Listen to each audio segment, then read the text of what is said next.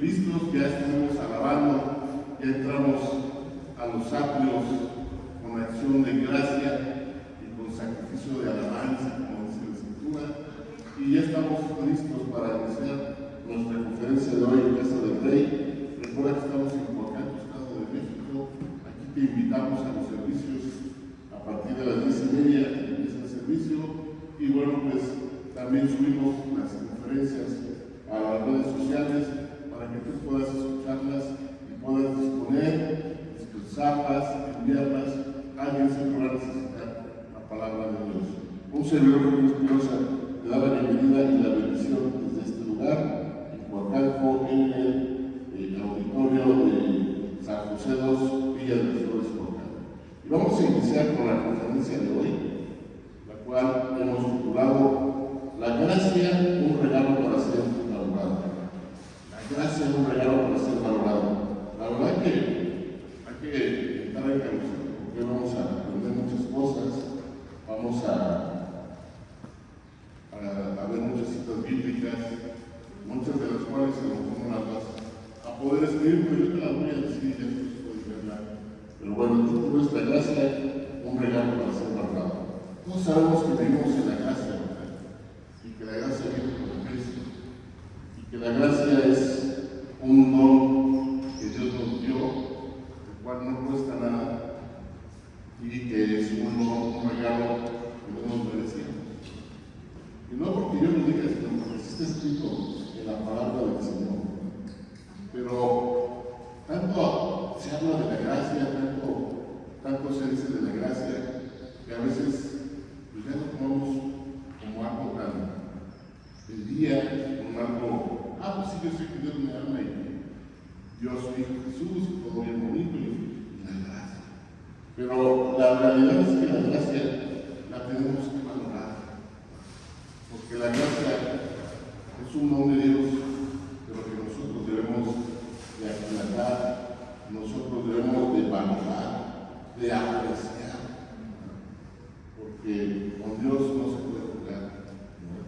Entonces es algo muy importante que tú y yo no debemos dejar pues de manera somera, ¿verdad? Es algo de mucho cuidado. Dice así la palabra en Efesios 2, en el capítulo 2, en los versos 4 al 9, voy a citar algunos, pero dice así la palabra de Dios. Pero Dios, que es rico en misericordia, por su gran amor con que nos amó, aún estando nosotros muertos en pecados, nos dio vida juntamente con Cristo. Por gracia sois salvos. Aquí viene, en este versículo, en estos dos versículos, viene explicada la gracia de manera muy precisa, de manera poderosa, y dice que, ¿por qué Dios nos dio esa gracia? Primeramente por misericordia, y segundo porque te amó a ti, porque me amó a mí. ¡Wow! O sea, si entendemos la misericordia de Dios, el que no te juzgue, el que no te señale con un dedo, sino que te diga, yo te veo a ti con amor, y aparte te diga, tú merecías otra cosa, tenías un acta de decreto de muerte.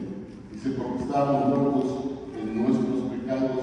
A pesar de todo eso, a pesar de todo lo que hiciste en el pasado, de lo que yo hice en el pasado, estábamos muertos literalmente, porque vivíamos como esclavos del pecado.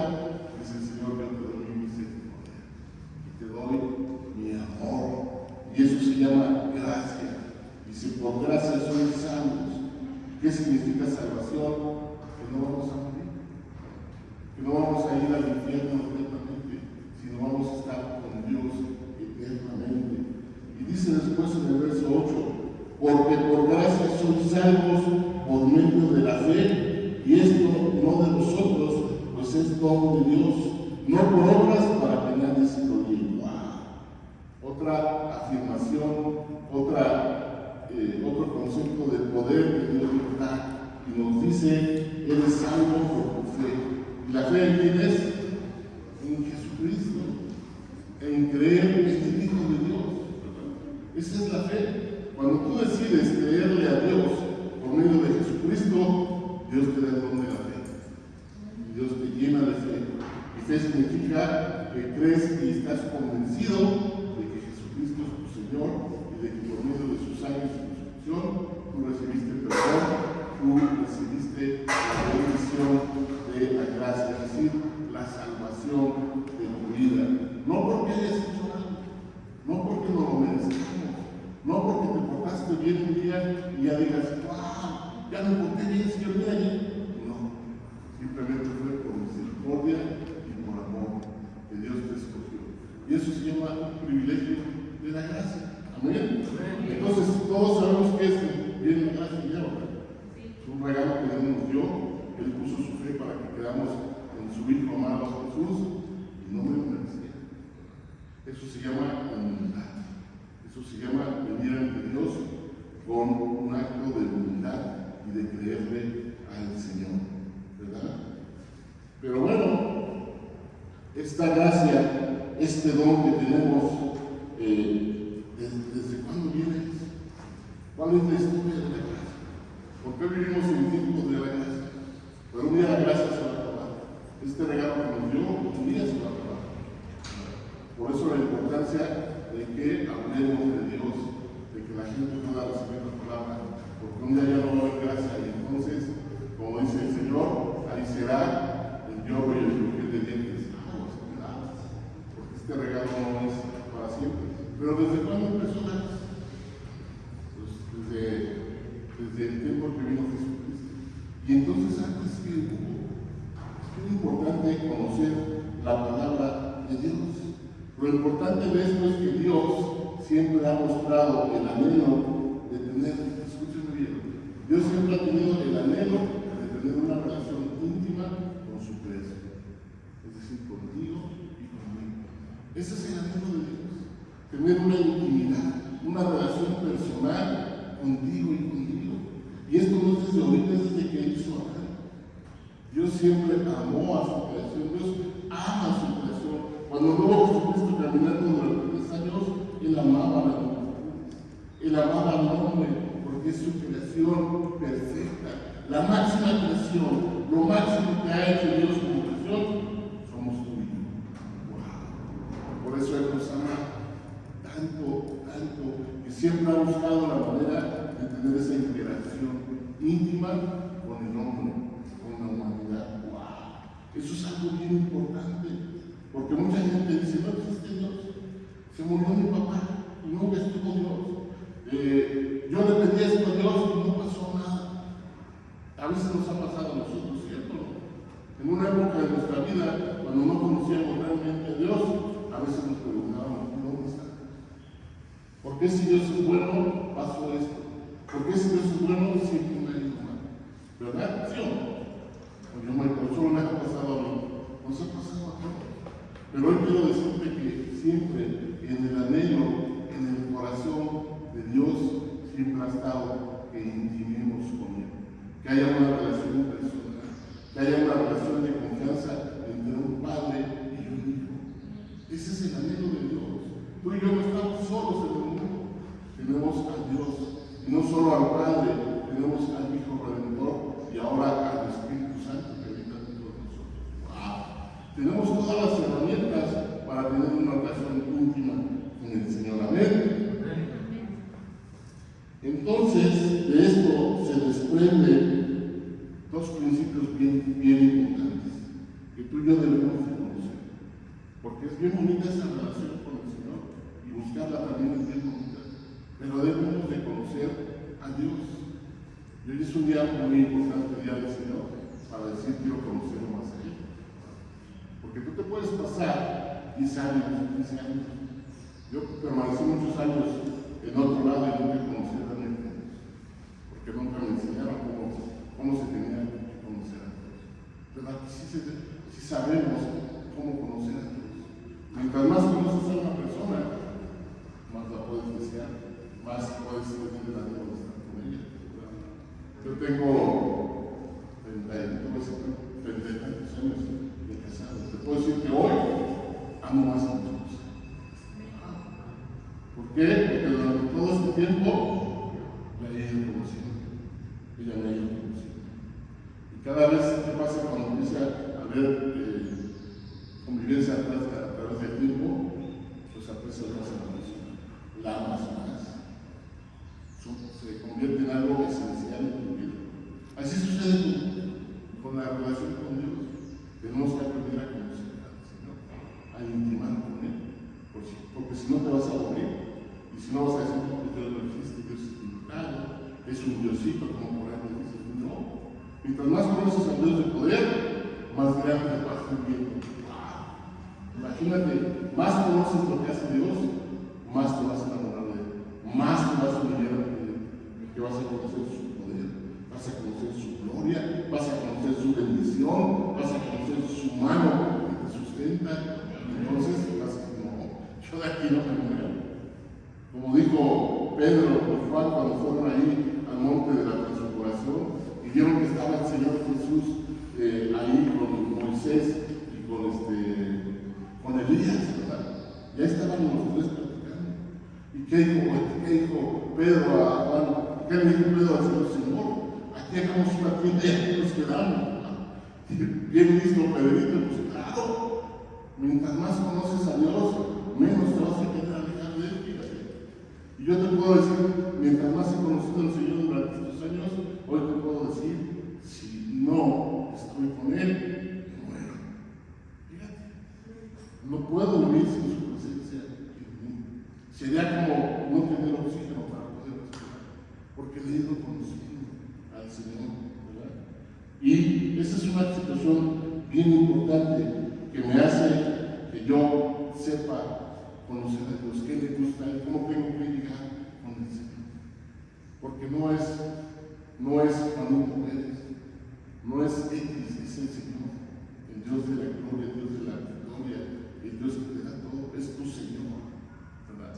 Entonces yo tengo que saber cómo hablarle, cómo entregarme a Él, ¿verdad? Y también debo de saber mi condición que tengo como un ser humano, ¿verdad? Esa condición de pecado, esa naturaleza adámica que lamentablemente traigo como herencia y que no me hacen ser justos delante del Señor. El Señor, la primera condición es que Él es santo. Santo significa puro, inmaculado, sin mancha, sin pecado, totalmente transparente, ¿verdad? Pero yo soy al revés, porque mi naturaleza así es como la de.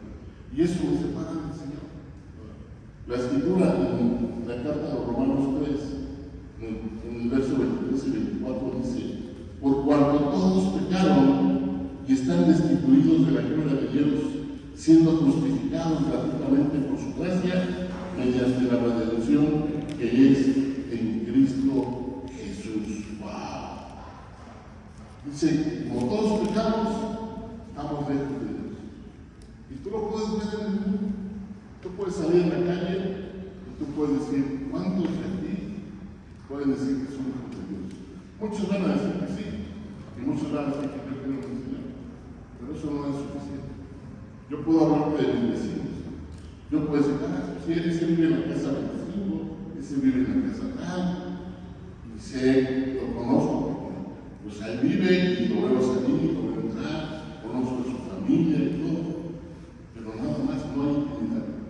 Y así pasa con la gente, conocen de Dios porque alguna vez, a lo mejor de niños o de grandes, fueron, les hablaron, pero realmente su corazón está lejos de Dios. ¿Por qué? Porque hay pecado. Y eso nos aparta de Dios, eso nos aparta de su bendición, y eso nos aparta de tener una relación verdaderamente con Él. Porque Él no puede evitar tener pecado. Y yo no puedo estar con Él santidad porque tengo pecado, ¿verdad? Y la Escritura nos dice, estamos destituidos de la gloria. Y la única manera que podemos ser justificados delante del Señor, de recibir su gracia, es mediante la redención que es en Cristo Jesús. ¿Qué es redención? Mediante la compra que no tiene precio, porque es altísima, que hizo Cristo por tu vida. Redención es, Él es el Dios redentor. Él es el que te compró con su sangre. Dio su sangre para comprarte de esa acta de decreto de muerte que tenías conmigo. Por eso Él es el que nos ha redimido con su sangre, que nos ha comprado con su sangre. Yo pertenecía decía al mundo del pecado. Yo estaba bajo el dominio de Satanás, pero Jesús con su sangre dijo: mira, esta sangre limpia de pecado. Con esta sangre rompo toda acta y decreto de muerte sobre esta persona y le doy la libertad y lo hago santo. Y entonces eso nos permite acercarnos al Padre confiadamente, como dice ahí en la carta de Hebreos. Entrad confiadamente al trono de gracia en Cristo Jesús. Amén. Y bueno, entonces este plan estoy comentando que viene desde los tiempos de Adán, no desde los tiempos de Adán, desde la eternidad. Dios lo tenía para su máxima canción, para que el hombre, nosotros podamos acercarnos a Dios, porque somos su máxima canción. ¿Y por qué somos su máxima canción? Porque somos hechos a su imagen y semejanza. Es decir, en toda la creación, de todos los animales, de todo lo que existe en el universo, ni siquiera en este mundo, en el universo. Para que te des una idea, y esto no porque yo lo estudio, pero sí leo. Hay un físico astrónomo muy famoso en México. Y escuchando una de sus conferencias, él decía, más bien él dice, que nada más en nuestra galaxia, que es la Vía Láctea, una galaxia en el universo, así de chiquitita, comparada con miles de galaxias en el mundo, o millones de galaxias, no en el mundo, en el universo. O sea, nosotros somos un puntito en el universo, que es nuestra galaxia. Y dentro de esa galaxia, si nosotros fuéramos una naranja, la galaxia fuera una naranja, el sistema solar es como un grano de sal. En nuestra galaxia, él dice que en nuestra galaxia hay más de 4.500 millones de estrellas o de sistemas solares. ¿Sí se imaginan? Y dentro de esos 4.500 millones de soles, que cada sol tiene sus planetas, existe nuestro sistema solar, nuestro sol. Y en ese sol existe la Tierra. Y de todo eso, nosotros somos privilegiados. Tú y yo somos privilegiados. Que el Dios Todopoderoso, que hizo todo el universo, nos haya creado a su imagen y a su semejanza. ¡Wow! Amén. Gloria a Dios. ¿Por qué te digo esto? Porque te tienes que querer mucho, te tienes que amar mucho, tienes que amarte a ti mismo, tienes que amar tu cuerpo, tienes que amar tu corazón, tienes que amar tu personalidad. Tú no eres ni feo ni fea, eres la máxima creación de Dios. Amén. Así es que todo desprecio que te haya hecho la gente, tu familia, todo eso, no importa, porque en Cristo Jesús nuevas criaturas somos. Amén. Gloria al Señor. Y dentro de todo esto que yo te estoy diciendo, en este plan para que Dios pudiera reconciliarse con el hombre, porque somos pecadores, Dios utiliza un pueblo, escoge al pueblo de Israel, al pueblo judío, al pueblo por medio de Abraham. Y Abraham tiene la promesa a Isaac, Isaac tiene a su hijo Jacob, a Esaú y a Jacob recibe la bendición de Dios, y de Jacob se derivan las 12 hijos, y de ahí se derivan los 12 hijos de Israel. Es más, el nombre de Jacob Dios lo cambia y dice: ya no eres Jacob, ahora eres de Israel, porque has peleado con Dios. El que pelea con Dios.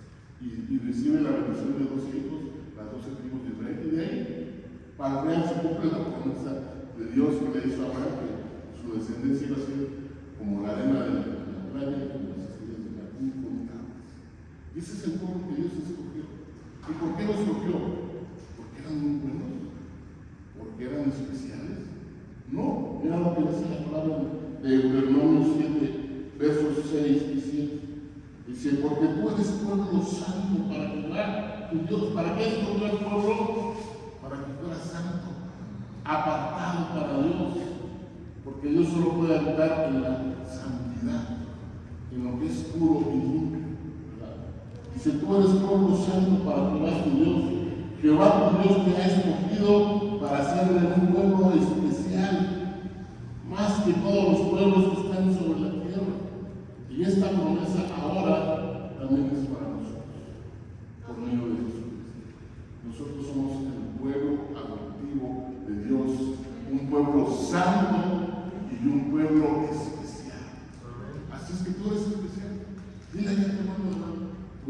pueblo especial. Tú eres un pueblo especial. Eres especial para Dios. Tienes un lugar especial. Cuando has ido a un evento masivo, a un estadio, a un lugar masivo, los mejores lugares son los que están hasta adelante. Los más caros. Yo no. Los mejores porque estás enfrente de todos los demás. Nunca estás adelante, le puedes ver hasta las arrugas a las que está actuando o a las que está exponiéndose, ¿no? Tienes un lugar privilegiado. Pues ese lugar es el que tú tienes ahora como pueblo santo. Y sin ningún costo. Sin ningún costo, porque es por gracia. ¿Amén? Por gracia, ¿verdad? Y luego dice, Jehová tu Dios me ha escogido para ser un pueblo especial. ¿Quién ha escogido al pueblo? ¿Dios o el pueblo se puso en Dios? Tú no le haces como favor a Dios. Yo no escogí a Dios. Él me escogió a mí por misericordia y por amor. Amén. Y luego dice, más que todos los pueblos que están sobre la tierra, no por ser vosotros, para que no nos subamos al tabique, como mucha gente se sube cuando ya se siente que está rascando el cielo, así como está en la Capilla Sixtina, el Adán y Dios representados con el dedo, están casi siempre que tocas a Dios con el dedo. No te subas a ese tabique, no te sientes así, dice, no por ser vosotros más que todos los pueblos, os ha querido Jehová y os ha escogido, pues vosotros eras el más insignificante de todos los pueblos. ¡Wow! No me escogí a mi Dios porque yo fuera buenísimo. Ay, no sé, va a ser un gordito. No, Dios te escogió porque Él es presente, porque Él es soberano, pero te escogió.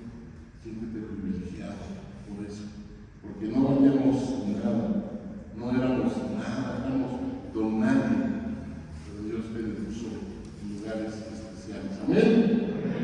Entonces, Dios tiene que escoger a este pueblo que ahora, por medio de Jesucristo, también nosotros somos sus pueblos, somos su pueblo. Ese es el plan de Dios para que se pudiera reconciliar con nosotros, la humanidad, su máxima creación. Pero yo quiero que entendamos esto, que es bien importante. Dos principios bien importantes que no podemos perder de vista y que muchas veces lo hacemos tan cotidiano, lo hacemos tan del día que perdemos la dimensión de realmente la grandeza de Dios y cómo debemos comportarnos delante de Él. Primer principio, Dios es santo. Dios es santo, como cantábamos en oración, santo, santo. Dios es tres veces santo. Santo, santo, santo. ¿Y sabes qué significa cuando tú dices tres veces santo? Santo el Padre, santo el Hijo, santo el Espíritu. Pero ¿sabes qué significa decirlo tres veces también? Él es santísimo. ¿Qué entiendes que es santísimo? Es un superlativo. Es santísimo, más que santo. Tres veces santo. No hay más que eso. ¿Conoces o has oído hablar del muro de los lamentos? Está ahí en Israel. Ahí está el muro de los lamentos, ¿verdad? Ese muro de los lamentos, para los judíos, ellos van allá, has visto toda la gente que va a visitar el muro de los lamentos. De hecho, de un lado ponen a las mujeres y de un lado a los hombres. Porque así son sus costumbres de los judíos. ¿Qué hacen ellos ahí en el muro de los lamentos? Ahora, ¿qué les gusta el muro? Se ponen así y empiezan a hacer así. Empiezan a orar, llevan sus peticiones, las escritas y las meten ahí en las hendiduras de las piedras de Dios. Bueno, ese muro perteneció al segundo templo de Salomón o al templo de Herodes, es donde el Señor Jesucristo visitó. Ahí en ese lugar fue donde fue juzgado por el concilio de la religión de los sacerdotes judíos.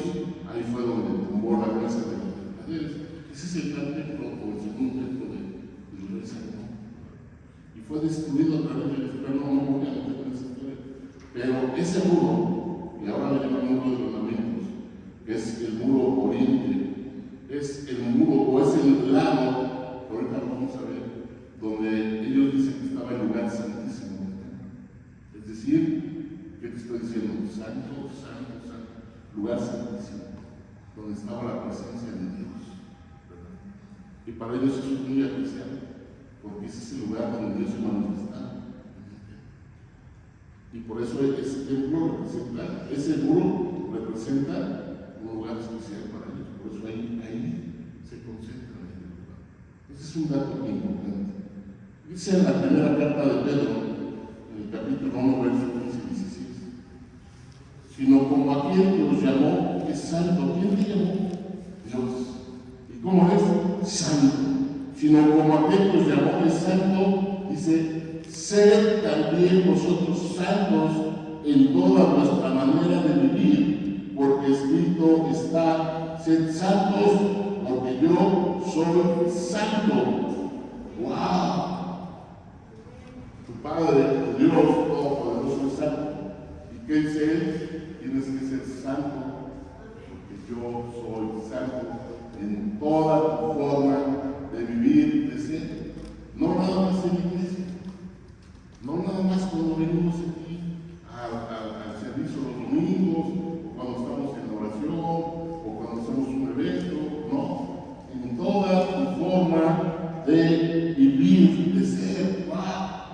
Dios quiere que seamos santos como Él es santo. ¿Ven? Eso es una virtud del Señor, es una característica, es un atributo de Dios que Él tiene, la santidad. Y Él me dice, tienes que ser santo para que te puedas acercar. Pero el otro principio que tengo que conocer es que yo tengo una naturaleza de pecado, ¿verdad? Dice en Romanos capítulo 6, 19, y está hablando de Pablo a los romanos, dice, hablo como humano, por vuestra humana debilidad, que así como para iniquidad, presentáis vuestros miembros para servir. Dice Pablo, yo reconozco que soy humano, que mi carne me traiciona, ¿verdad? Que no tengo una capacidad realmente como de Dios. Mi condición humana es pecador, porque recibí la herencia de Adán, ¿verdad? Entonces nosotros como seres humanos estamos limitados. No podemos trascender, no vamos a hacer nada en nuestra vida si no me acerco a Dios, si no intento acercarme a Dios tratando de ser santo. Y la única manera de hacerlo es a través de un mediador, que es Jesucristo, y al que tengo que imitar porque me está viviendo. Entonces hay dos características bien importantes que me separan de la presencia de intimidad con Dios. Primero, que Él es santo, santísimo, y segundo, yo tengo una humanidad de pecado, de carne. Eso son dos obstáculos, pero que Dios, en su amor y su misericordia, dice, ya entendí, tú no puedes, pero para eso está mi Hijo Jesús, para darte la gracia. ¿Ven? Para darte la gracia. Entonces, a través de toda esta historia, Dios va preparando este camino para que pudiéramos llegar a la gracia, a través de Jesucristo. Y lo primero que hace con su pueblo, con el pueblo de Abraham, con el pueblo de Israel, es poner el tabernáculo de reunión.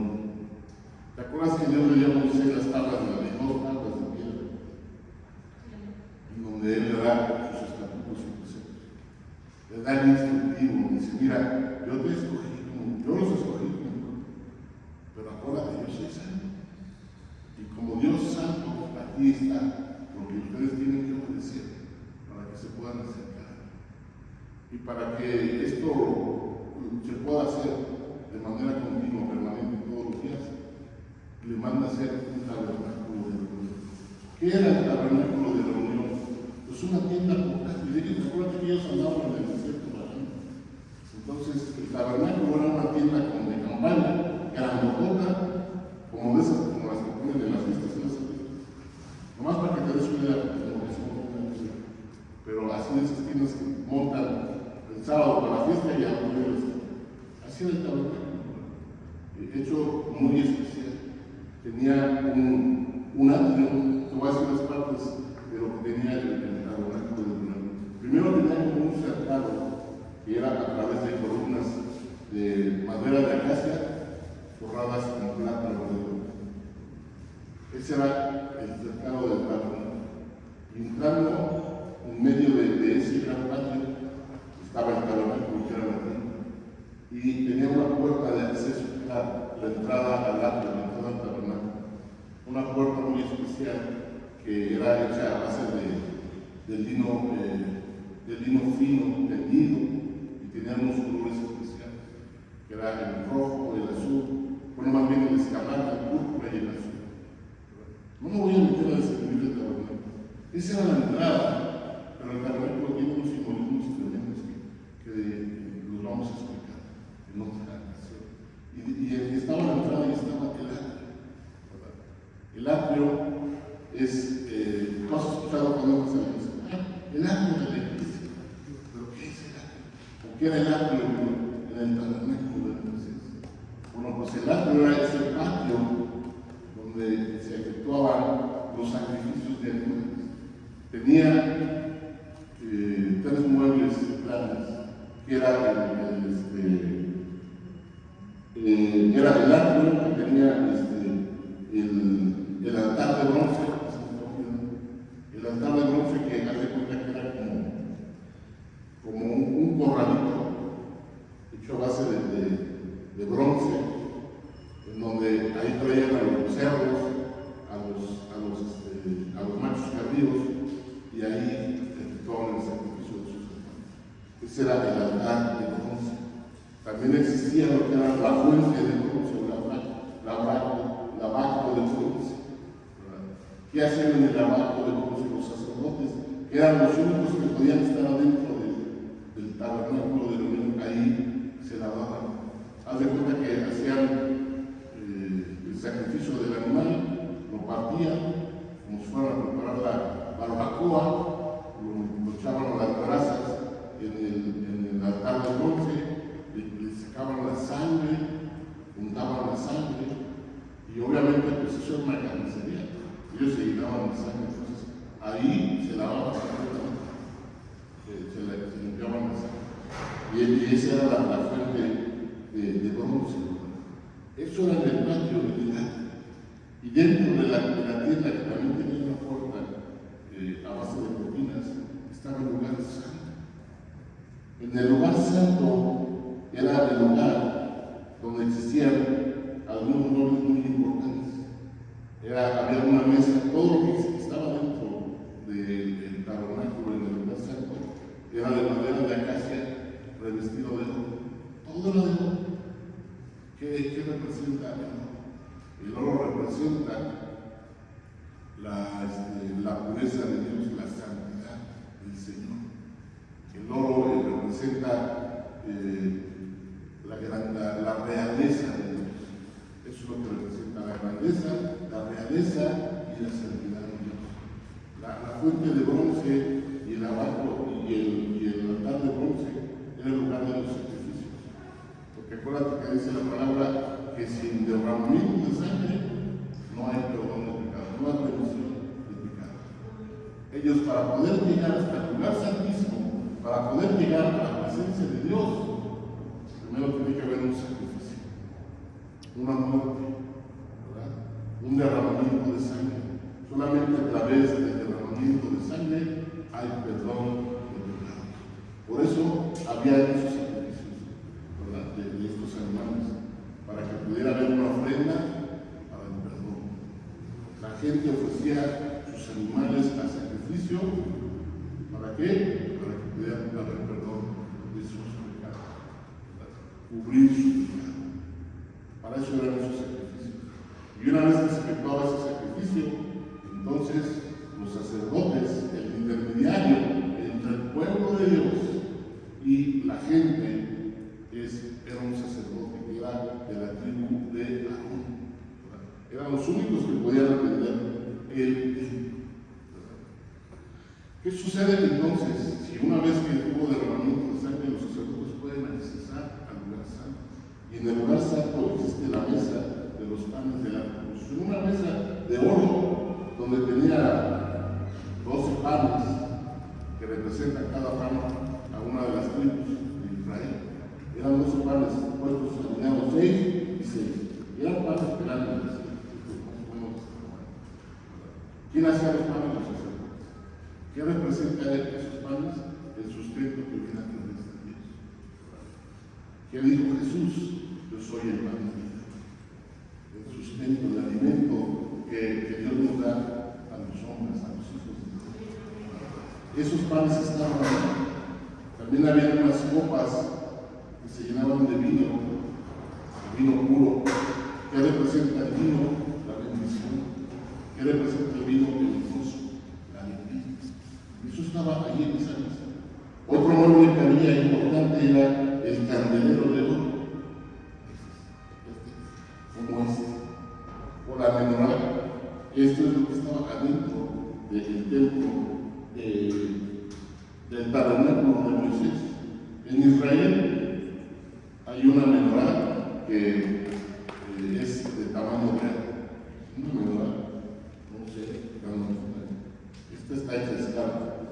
Acuérdate, tiene 7 brazos. Este es el brazo principal. Y cada brazo, según el libro de Isaías, es una virtud del Espíritu Santo. Espíritu de sabiduría, espíritu de ciencia, que conforman todos al Espíritu Santo. Representa al Espíritu Santo. Y esto, si te fijas aquí, este es simbólico, ¿verdad? Tiene las flores de adentro y otras cositas. Pero aquí, en este lugar, se llenaba de aceite de oliva puro, que se hacía de una forma especial. Era un aceite que solamente tenía que ser a través del proceso de machacado. No podían hacer de otra manera, sino machacaban el fruto de la vid y sacaban el aceite que lo tenían que poner aquí, en cada uno de estos espacios, y lo prendían. ¿Sabes cuánto tiempo permanecía prendido esto? Una tienda oscura, sin ventana ni nada. La única luz que había era la candelera. Esta luz permanecía permanentemente las 24 horas, los 7 días de la semana, los 365 días del año, prendida. No se podía apagar. ¿Quién se encargaba más de los sacerdotes? Tenían que estar permanentemente poniendo el aceite, porque representa el Espíritu Santo, la luz de Dios. ¿Verdad? Que había también el altar del incienso. Un altar pequeño, haz de cuenta como una nafre para que lo explique. Y ese era un anafre de oro también. Y en ese anafre no usaban carbón, usaban incienso dulce. Era una combinación de incienso. No creas que el incienso que te ponen ahí en el mercado era un incienso especial. Era de incienso y de otros elementos especiales. Y ese incienso permanecía prendido.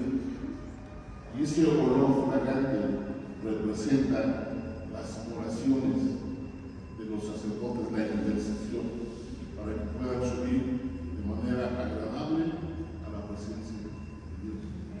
Entonces, si te fijas, todos estos elementos tienen un simbolismo tremendo, que te lo estoy explicando muy someramente, algún día vamos a explicarlo a detalle. Pero todos estos estaban preparando proféticamente la llegada del Mesías. Todo esto es un simbolismo que ellos, Dios les dio que practicaran. Después de este lugar santo había una cortina que era de velo, un gran velo que separaba el lugar santo del lugar santísimo. Ese velo era un velo más o menos como de 10 centímetros de ancho, grandote.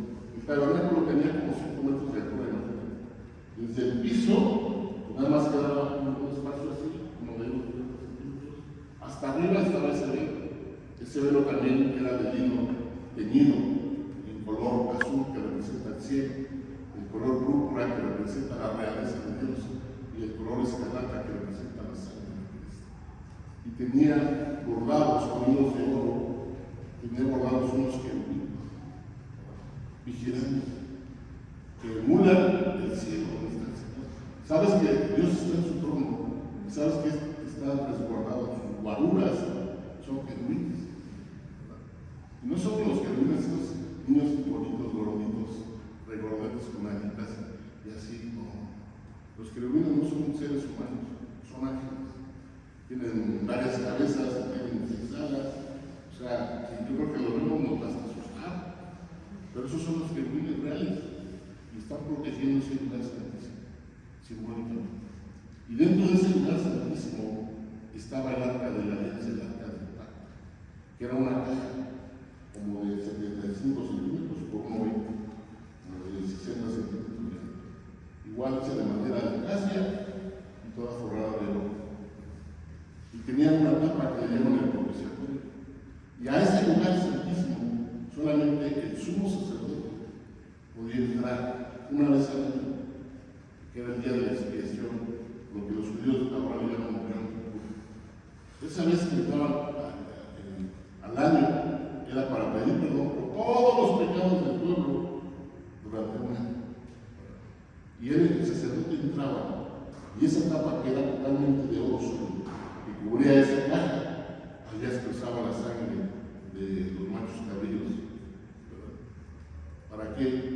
Porque luchaba todo en esa tapa, la cubría de sangre, porque acuérdate que sin derramamiento de sangre no hay reducción de pecados. Y solamente con la sangre se cubría el pecado del pueblo. ¿Qué había dentro de esa caja? O de ese mueble sagrado. Estaban las 2 tablas de la ley de Moisés, que representan la ley, las instrucciones para que el pueblo se pudiera acercar a Dios. Pero si había pecado por medio de la sangre, eran justificados. ¿Qué más había? La vara de Aarón. La vara de Aarón representa el sacerdocio de Jesucristo, el sacerdocio de los levitas, que necesariamente para poder alcanzar a Dios necesitamos un gran sumo sacerdote. Como lo dice en Hebreos, que Jesucristo es nuestro sumo sacerdote y solamente a través de Él podemos llegar al Padre. A través de Jesús, el sumo sacerdote, no otros sacerdotes, sino que solamente a través de Jesús. Y finalmente había otro elemento que era el maná. El maná que era como un cereal, un confit que Dios le dio al pueblo en el desierto y que estaba en una copa de oro puesto ahí en maná, para recordarnos que el Señor es el que nos sustenta todos los días. Jesús dijo: yo soy el pan de vida. Esa era la manera en que nos podíamos acercar, o se podían acercar a Dios del pueblo de Israel en esa época. Y durante mucho tiempo, hasta los tiempos de David, hasta los tiempos de los reyes, de los jueces y los reyes, siempre estuvo el tabernáculo de Dios. Después se convirtió en el gran templo de Salomón. Y era algo igual, pero ya hecho permanente y hermoso en otros momentos. Pero era lo mismo. El atrio, el lugar de los sacrificios, el tramo al lugar santo y llegar al lugar santísimo donde estaba la misma presencia de Dios. Así estaba transformado. Y todo esto es un tipo de Cristo.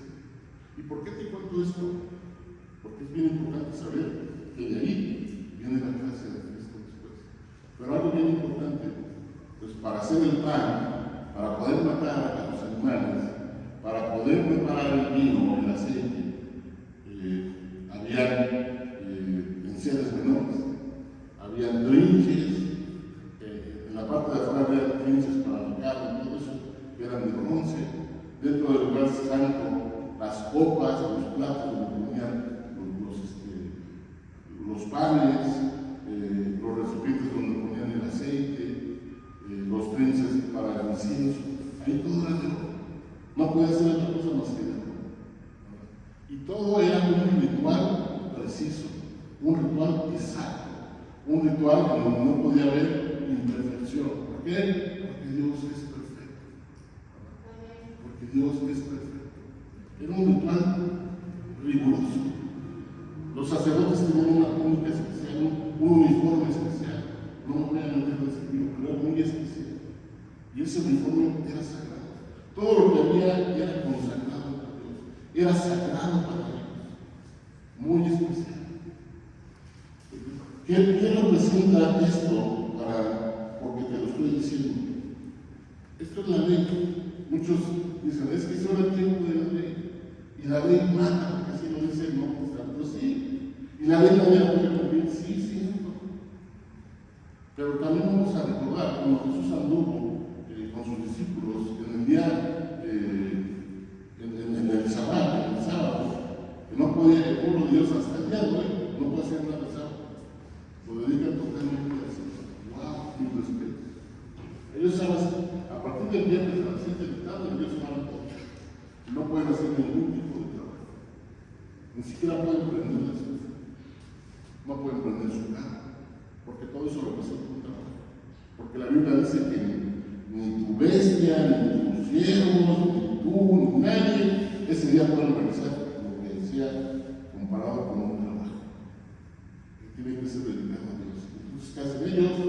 Pues hacen un ritual de comida especial, que lo preparan un día antes. ¿Qué más hacen? Prenden las velas, prenden veladoras, y ese día no salen de su casa.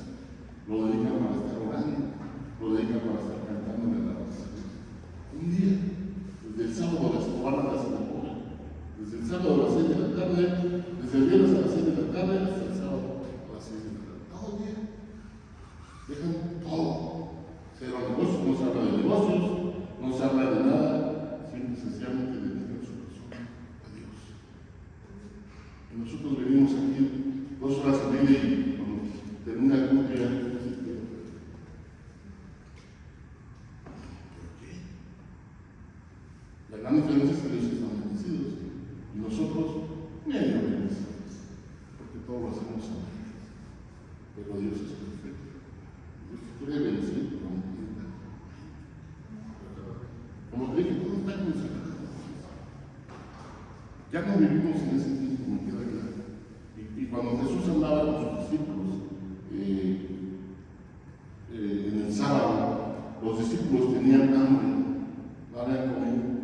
Dice que empezaron a cortar las espigas, y iban en un campo de espigas de trigo, y se empezaron a comer. Y ahí iban los fariseos y decían: ¡ah! Los discípulos estaban pecando, están transgrediendo la ley de Moisés. Porque hoy es día del Señor y eso era un trabajo. Están como preparando la mente. ¿Y qué les dijo Jesús?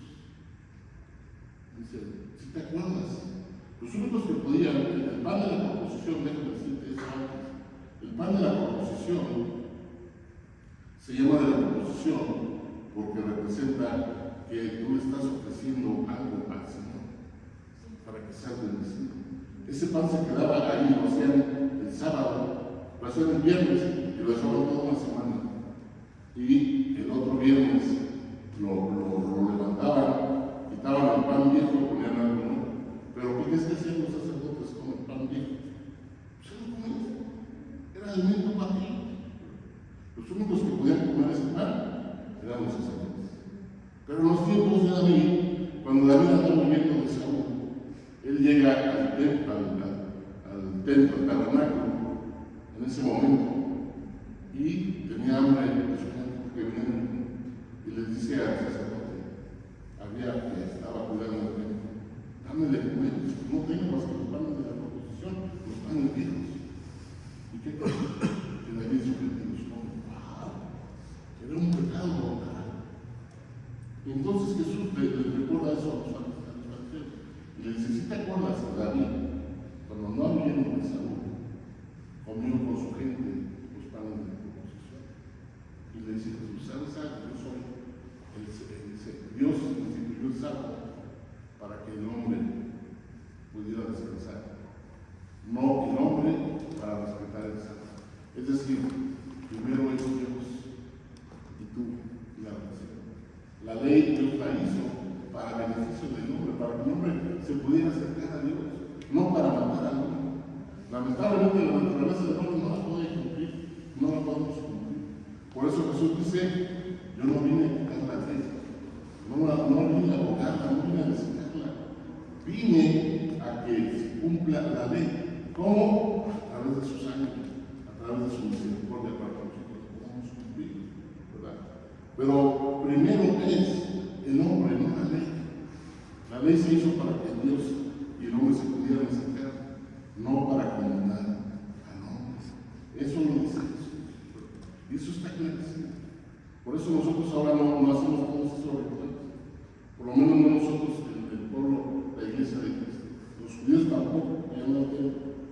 pero sí cumplen la ley como ellos lo venían haciendo por herencia de nosotros. No hacemos ningún ritual, pero lo que quiero que sí entendamos, el énfasis que viene del tabernáculo de la unión y que yo quiero que entiendas, es que Dios es perfecto y todo va a ser perfecto. Todos esos rituales, todo el consagramiento de las cosas, no se debe de perder de vista, porque es para Dios. Porque es para Dios. ¿Sí me explico? Todo lo que tú ves aquí, es lo que está aquí. Esto que está aquí, esas sillas que están aquí, esa mesa, esas bocinas, ese cañón, todo lo que invertimos aquí es consagrado para Dios y no se puede profanar. Varios hermanos en ocasiones me han pedido que sillas no se pueden prestar, no las podemos profanar. Es que la miel va para el fin de real.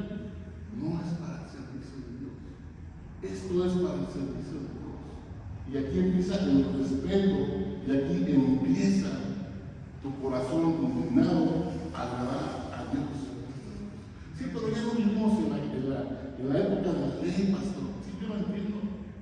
Pero si no entiendes la santidad de Dios, si no entiendes que tú, si te estás consagrando tu vida, también tienes que consagrar todo lo que tienes. Porque qué padre es que aquí sí, aleluya, y allá en la casa la guaracha Santa Sola, como miandero que soy. No te estás consagrando a Dios. No estás entendiendo la santidad de Dios. La semana, el último viaje que tuve, me subí al taxi de regreso. Un taxi X del aeropuerto. Y cuando me subí estaba el señor taxista con la guaracha sabrosona, a lo que daba. Yo la verdad ya venía cansado, fastidiado. Y cuando me subí le dije, señor, ¿puede bajar al volumen de su carro? Sí, ya, le bajó. No la bajó, le bajó. Y ya le dije, gracias. Y ya, por lo menos, ya se escuchaba muy bajo. Y ya, nos venimos en el viaje, y pues es un viaje largo del aeropuerto hasta acá, mínimo una hora o más. Y empecé a platicar con el señor. Y yo no le pregunté nada, él me dijo que me empezó a contar su vida. Total, me dijo que él era, se acababa de convertir después de la pandemia a cristiano. Yo no le había dicho nada, nunca le dije que era cristiano. Él me empezó a decir eso. Y me dijo que me convertí a Cristo, qué bien. Y ya le dije, pues, y veníamos escuchando la guaracha sabrosona, la quito, pero veníamos escuchando. Dije, pues me hablamos de Cristo, señor. Porque me preguntó que qué venía y todo, ya me dijo, trabajo en esto y aquello. Y ya me decía, no, pues ya me cuenta su vida y ya después que me contó que era cristiano, me dijo, pues mire, no son conscientes de que yo soy un pastor, una iglesia cristiana. ¿Cómo creo? Sí. ¿Qué crees que hizo? Lo primerito que hizo, ¿qué crees? La guaracha sabrosona. Ya nos vimos platicando y al final hasta me mostré. Dios tuvo confianza y me dijo unas confesiones y ya yo hasta lo ministerio.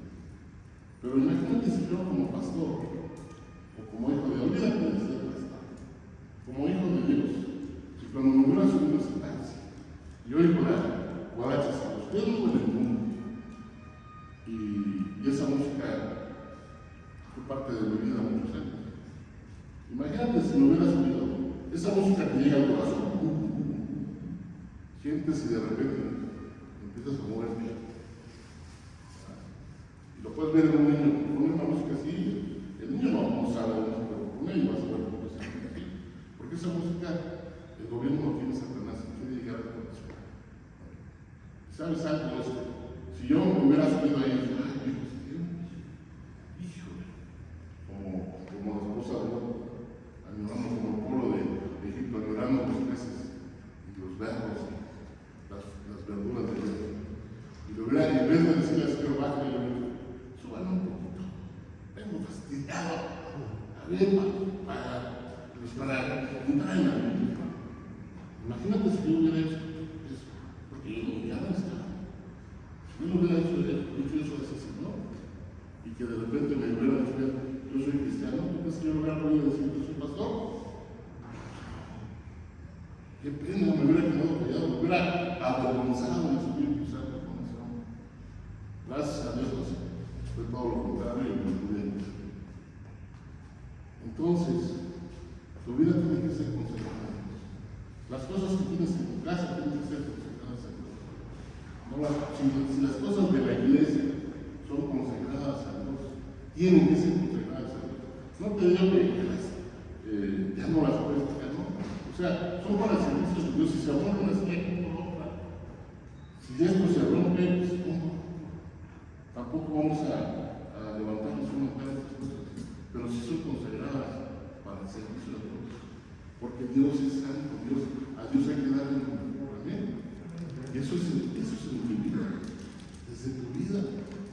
Tienes que consagrarte a Dios y lo que más puedas. ¿Qué sucede después de este tabernáculo durante muchos años? Llega el rey David y se hace rey. Y David tiene en su gran corazón decir, no puede estar el arca escondida, la presencia de Dios escondida. Y Dios pone en su corazón levantar un nuevo tabernáculo. El tabernáculo de David ahí estaba. ¿Sabes algo muy importante? En el tiempo de Moisés, el tabernáculo de reunión quedaba en medio y las dos tribus alrededor. Lo rodeaban.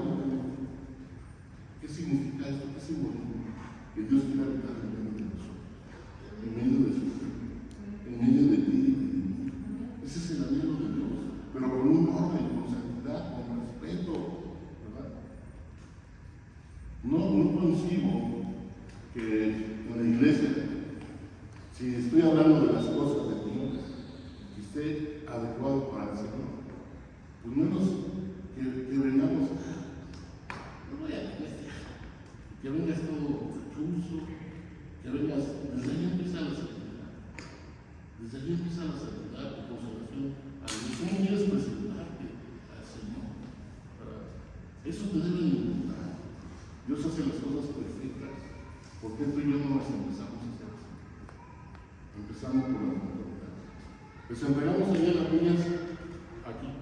Cuando estuvieron aquí, que lleguen. No las pongas si bien están. Eso es irrespetuoso para nosotros. No para nosotros. O sea, piensa en Dios.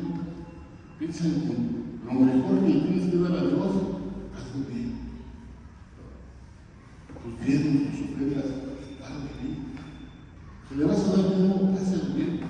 Si no, no mientes un diezmo. Un diezmo es un 10% de lo que tú ganas. Pero pones ahí en el diezmo 20 pesos. O sea, ganaste 200 pesos a la semana. Yo no lo necesito. Gracias a Dios tengo trabajo. Te lo estás dando a Dios.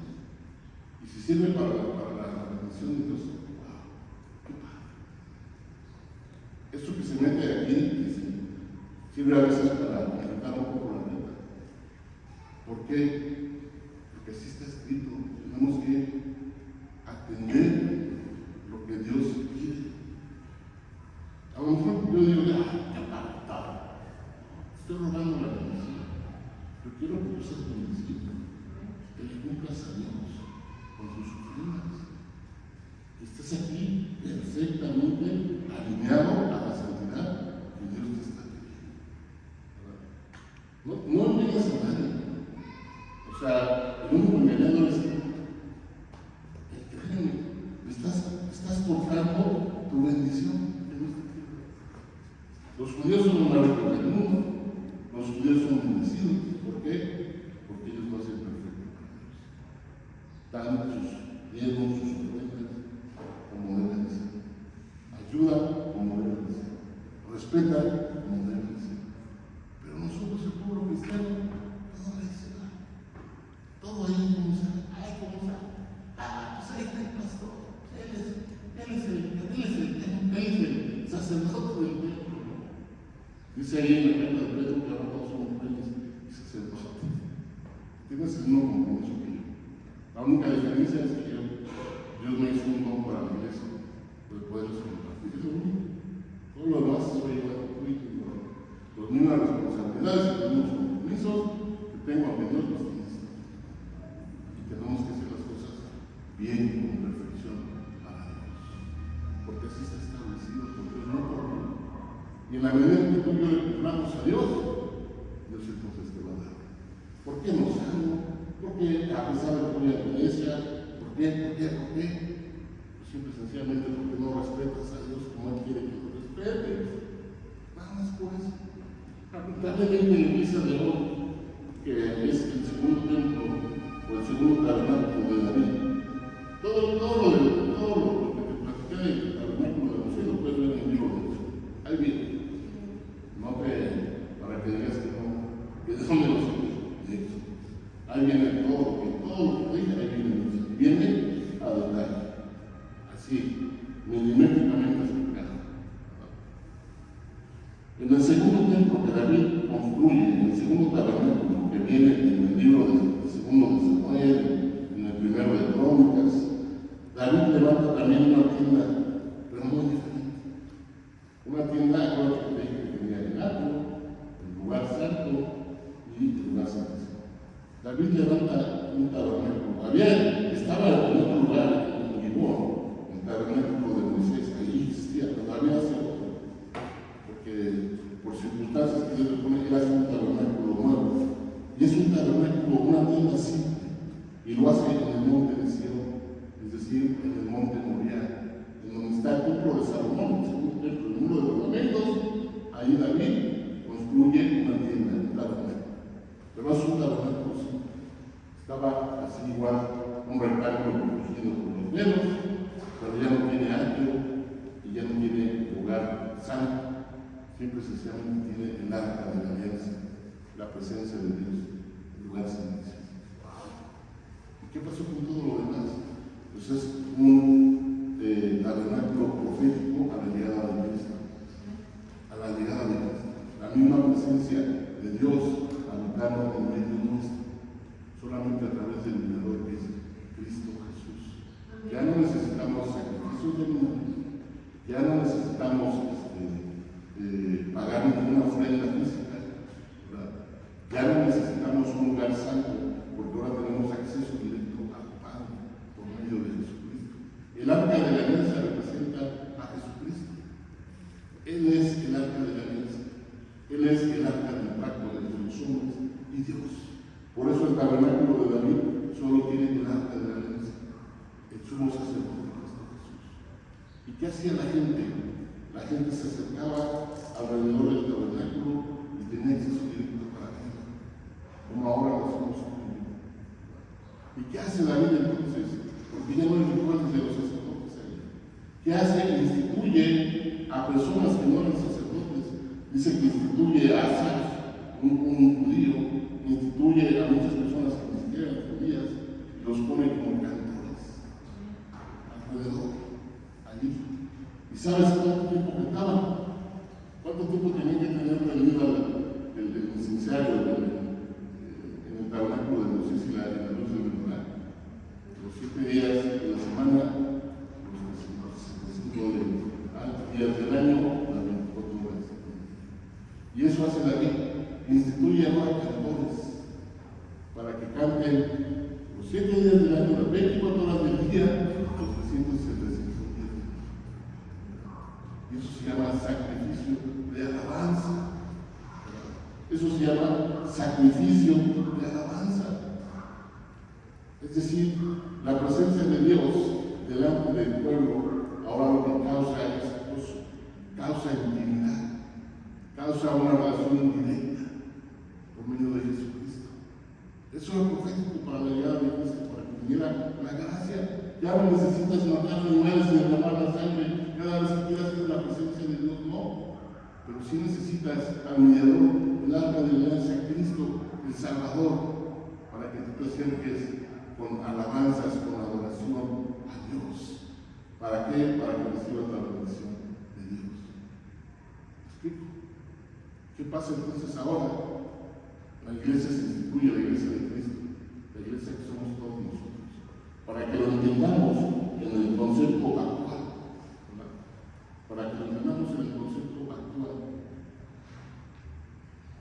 ¿Qué hacemos en el servicio? Para que entiendas el tamaño de la responsabilidad. Cuando tú entras en esa puerta, estás entrando al lugar santísimo, a la misma presencia de Dios. No estás entrando a este lugar se santifica cuando hacemos este acto. Aquí lo ocupan a muchas cosas, pero antes de que se empiece a usar para Dios, para que se graba en este momento, que se hace, se ora por este lugar, se consagra, se limpia con la sangre de Dios. Y entonces esto se vuelve en mi lugar santísimo. ¿Por qué? Porque aquí desciende la presencia del Espíritu Santo en este lugar. Y como te dije, tiene que haber santidad, mostrarle santidad de tu presencia a Dios, porque este lugar santo merece respeto. Merece respeto.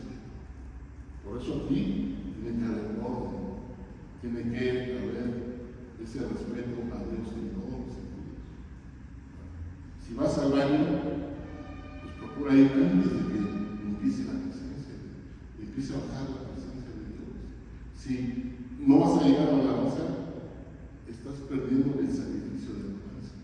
¿Y qué representa la alabanza que hacemos ahora cuando estamos aquí? Cuando empezamos a alabar, cuando empezamos a adorar. Representa tu humildad. Representa que estás reconociendo a Dios. Representa que te estás humillando delante de Dios. Esa es la alabanza. Por eso no entiendo cuando hay personas que están en la alabanza y no saben, no conocen a Dios. Levanta las manos. No eres un hijo de Dios. No has tenido la revelación del Hijo, ni tampoco tienes la presencia del Espíritu Santo dentro de ti. Porque este es un lugar santo en este momento. Cuando tú empiezas a alabar a Dios, cuando empiezas a adorar al Señor, empiezas a entrar en esa intimidad. Y para entrar en esa intimidad, acuérdate que pasaba en el año, trae tu ofrenda de sacrificio.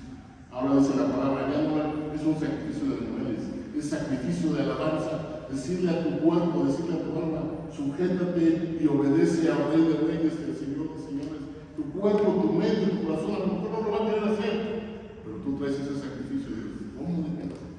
Tengo que adorar, tengo que alabar al Señor, tengo que decirle que soy pecador, tengo que decirle que aquí estoy para ser limpiado con la sangre del Cordero.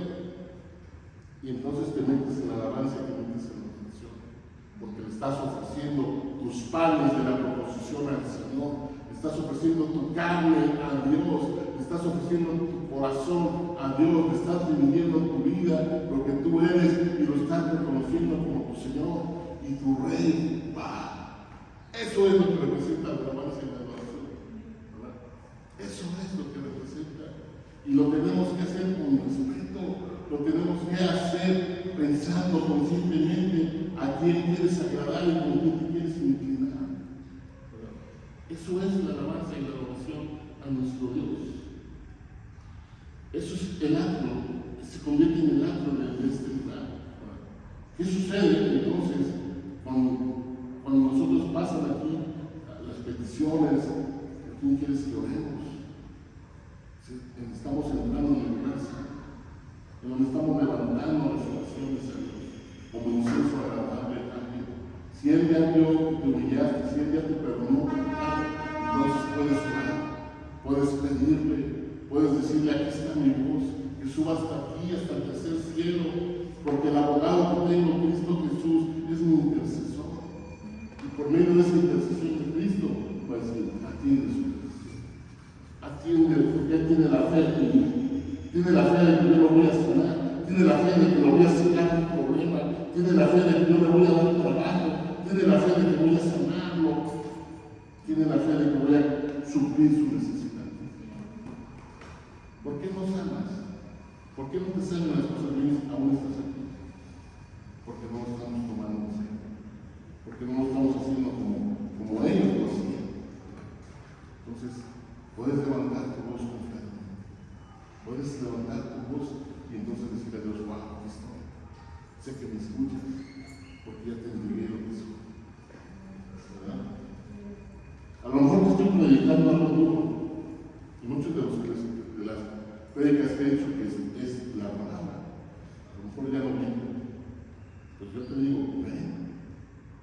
quieres que Dios te cura, si quieres que Dios te filtre, te pase por el camino, se va bien, porque viene algo camino, viene crecimiento, viene bendición.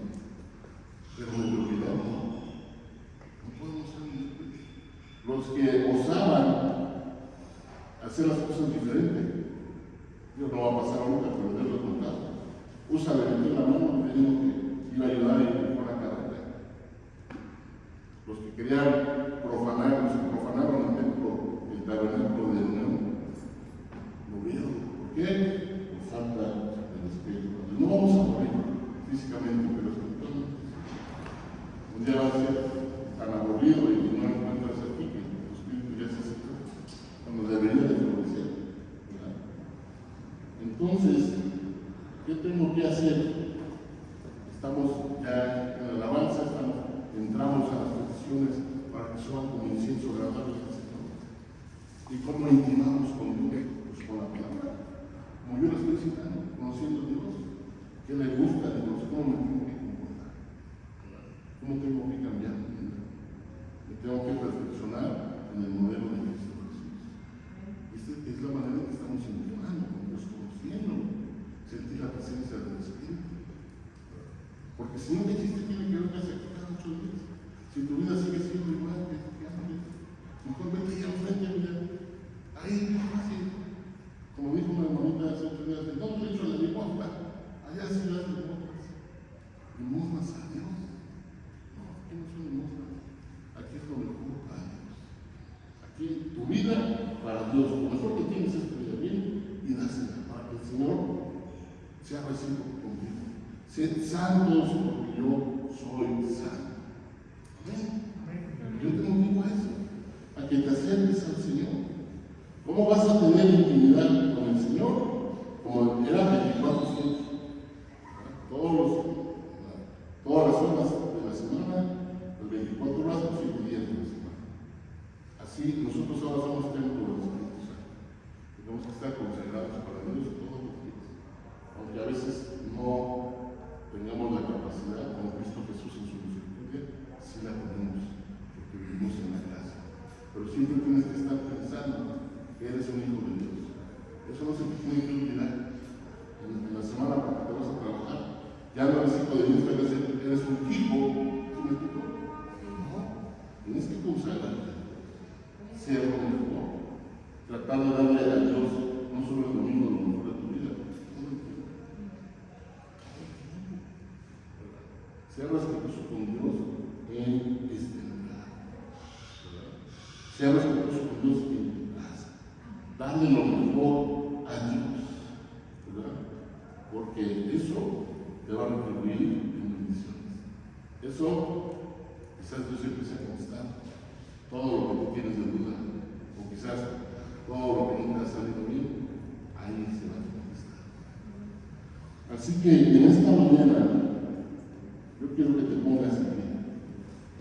Y si a ti, el Espíritu Santo, estoy seguro que te ha tocado